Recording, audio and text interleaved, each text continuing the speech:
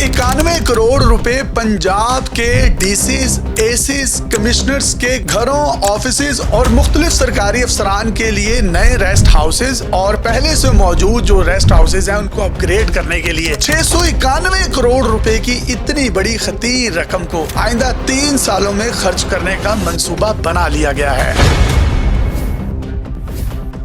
सरकारी अफसरान के दफातर और उनके घरों की तज़ीनो आराइश और रेनोवेशन के लिए 6 अरब 91 करोड़ रुपए खर्च करने की तजवीज दे दी गई है और ये तजवीज पंजाब बोर्ड ऑफ रेवेन्यू ने दी है। ये 691 करोड़ रुपए की एक खतीर रकम 3 सालों में खर्च करने का प्लान है और इसको माली साल 2028-29 तक खर्च किया जाएगा। इसमें असिस्टेंट कमिश्नर्स, डिप्टी कमिश्नर्स के दफातर की रेनोवेशन के मंसूबे शामिल हैं। 47 असिस्टेंट कमिश्नर्स के घरों और दफातर की रेनोवेशंस के लिए 2 अरब 54 करोड़ रुपए खर्च करने का तखमीना लगाया गया है, जबकि पंजाब के 5 कमिश्नर्स के ऑफिसेज की रेनोवेशंस के लिए तकरीबन 29 करोड़ रुपए खर्च करने की तजवीज दी गई है। इसी तरह डीसीज यानी डिप्टी कमिश्नर्स के 15 ऑफिसेज की रेनोवेशंस 1 अरब 67 करोड़ रुपए की लागत से मुकम्मल की जाएगी।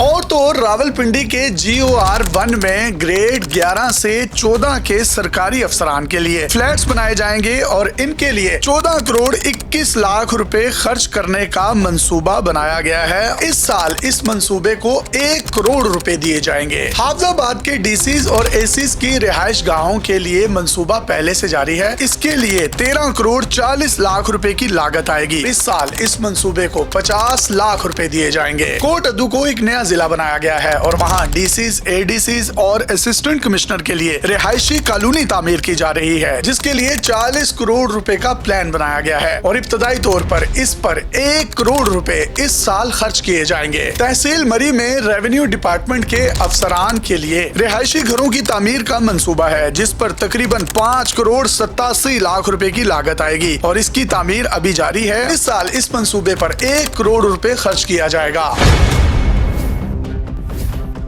इसी तरह चिश्तिया में सरकारी अफसरान के लिए एक रेस्ट हाउस बनाया जा रहा है, जिस पर लागत 5 करोड़ 13 लाख रुपए का मंसूबा है। इसके लिए इस साल 50 लाख रुपए खर्च किए जाएंगे। हाफजाबाद में पहले से मौजूद रेस्ट हाउस को अपग्रेड करने के लिए 5 करोड़ 59 लाख रुपए का प्लान रखा गया है और इस साल इस मंसूबे पर 50 लाख रुपए खर्च किए जाएंगे। सर्किट हाउस फैसलाबाद के नए ब्लॉक की तामीर और तज़ीनो आराइश के लिए 19 करोड़ रुपए का प्लान है और इस साल इस मंसूबे पर 50 लाख रुपए खर्च किए जाएंगे और यूं कुल मिलाकर ये टोटल तकरीबन 6 अरब 91 करोड़ रुपए की रकम बनती है, जो कि आइंदा 3 सालों में खर्च करने का प्लान है और रवा साल 2026-27 के बजट में 10 करोड़ रुपए खर्च किए जाएंगे।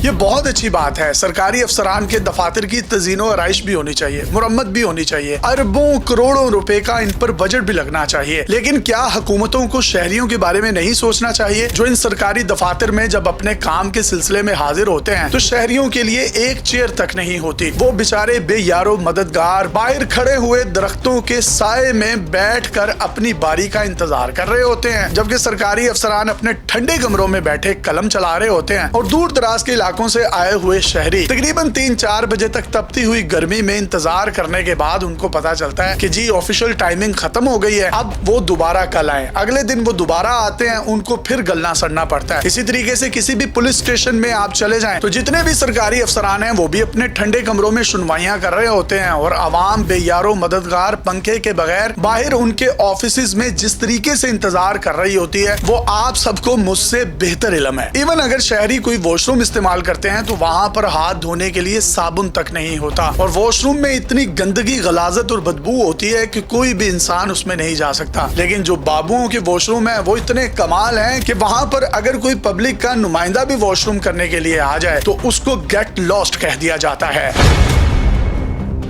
मेरी हुकूमत से दस्तबदस्ता गुजारिश है कि जिस तरीके से आप इन बाबुओं के लिए इतनी तजीनो आराइश मुरम्मत के लिए अरबों करोड़ों रुपए खर्च कर रहे हैं, तो शहरियों की सहूलत के लिए, उनके बैठने के लिए, उनके ठंडे पानी के इंतजाम और सर्दियों में उनके लिए कोई खातिर खा जगह होनी चाहिए, ताकि जब भी वो वेटिंग एरिया में बैठे तो उनको भी एहसास हो कि वो उस स्टेट में रहते हैं जो उनकी सरपरस्ती करती है, जो उनकी सुनवाई करती है। अपने मेजबान यासिर शामी को इजाजत दीजिए और देखते रहिए डेली पाकिस्तान। अल्लाह हाफिज।